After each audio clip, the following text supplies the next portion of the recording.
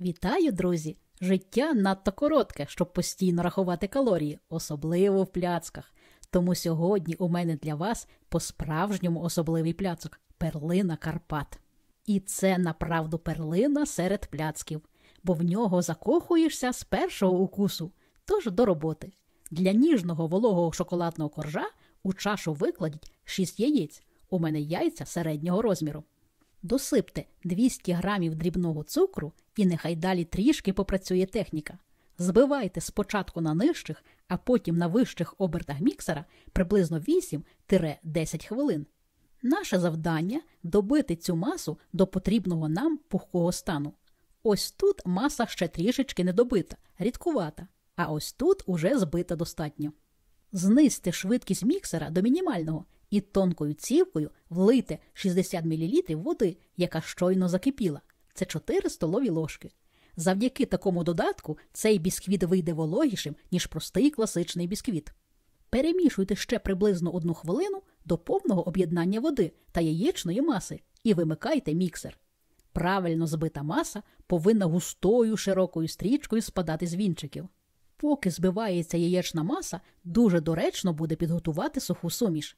Для неї просійте 150 грамів борошна, досипте 30 грамів якісного темного какао і половину стандартної пачки розпушувача, незалежно від її ваги. Нагадую, що стандартна пачка розпушувача розрахована на 500 грамів борошна, і це зазначено на кожній упаковці. Перемішайте суміш до однорідності. Це важливо зробити саме зараз, а не в процесі вимішування сухих інгредієнтів у яєчну масу. А тепер порціями у 3 прийоми через сито просійте суху суміш у яєчну і вінчиком чи лопаткою круговими рухами знизу вверх вмішайте, добиваючись однорідності. Просіюємо через сито для того, щоб протерти через нього можливі грудочки какао. Або можна просіяти какао ще перед вмішуванням у борошно. В результаті у нас має утворитися ніжне, як хмаринка, шоколадне тісто. Випікати ми будемо у формі розміром 36 на 28 см. Застеліть дно форми пергаментом. Висота бортиків форми 5 см.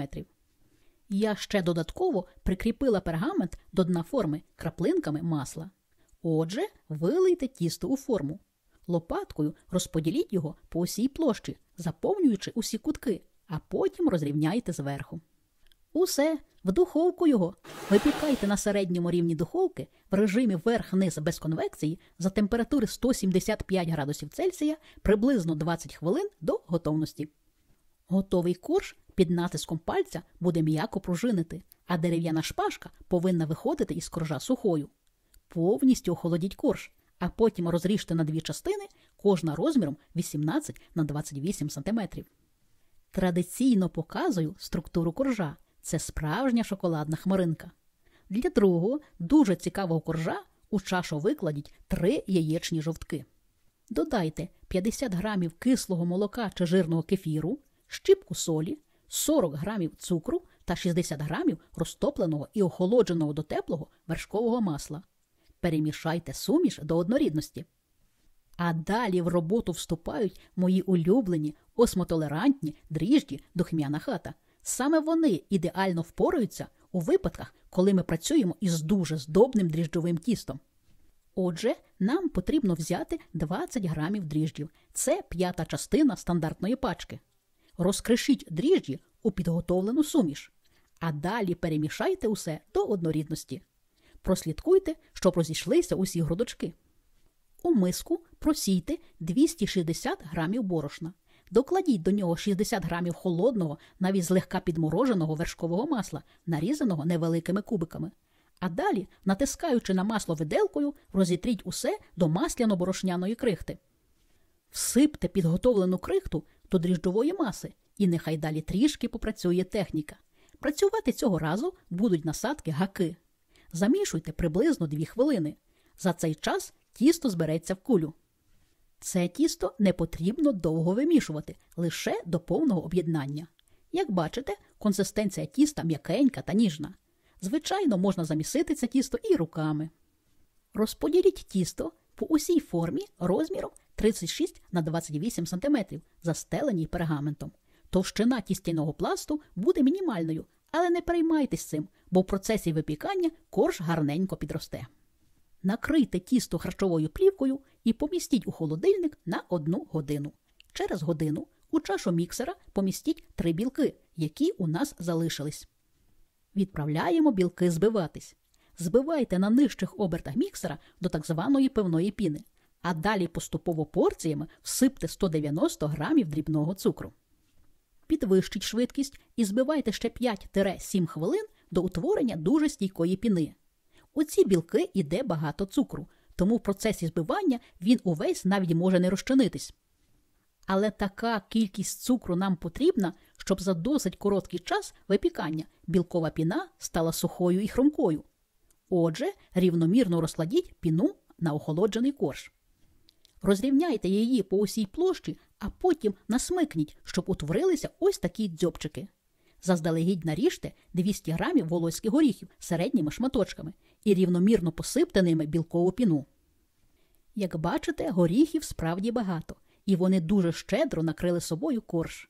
Усе, в духовку його.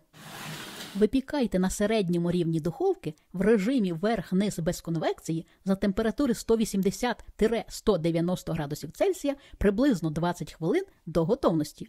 У готовому коржі буде хрумка запечена білкова пінка.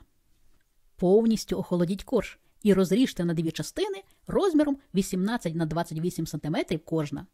Перший крем готується дуже швидко і просто. Для нього збийте 150 грамів м'якого вершкового масла до світлої пишної маси. А потім порціями по столовій ложці вмішайте 200 грамів вареного згущеного молока кімнатної температури. Наприкінці влийте 15 мл коньяку і вмішайте його лопаткою і ні в якому разі не міксером, оскільки на цьому етапі крем може розшаруватися. Тут нам потрібен саме такий крем, щоб 100% зберегти хрусткість запеченої білкової пінки. Для другого крему у каструлю налийте 250 мл молока і додайте до нього 1 яйце, 80 грамів цукру, 20 грамів ванільного цукру та 20 грамів кукурудзяного крохмалю. Перемішайте до однорідності і помістіть на плиту. На невеликому вогні, постійно помішуючи, нагрівайте суміш до кипіння. Після першого бульк проваріть ще 10-15 секунд і знімайте з вогню. Накрийте заварену масу в контакт харчовою плівкою і охолодіть до кімнатної температури. 250 грамів вершкового масла добре збийте до світлої пишної маси. У мене масло жирністю 82,5%. Знизьте оберти до мінімальних і порціями по столовій ложці докладіть заварену масу. Крем виходить дуже смачним та ніжним і при цьому чудово тримає форму. Відразу відділіть 3 повні столові ложки крему для оформлення верху, а решту розділіть на 2 рівні частини. Для формування пляцка у кулінарну рамку викладіть 1 шоколадний корж нижньою стороною вверх. Ця сторона буде краще поєднуватися з кремом. На нього викладіть половину ванільного крему і гарненько розрівняйте по усій площі. На крем викладіть 1 дріжджовий корж пінкою вверх і злегка притисніть його долонею до крему.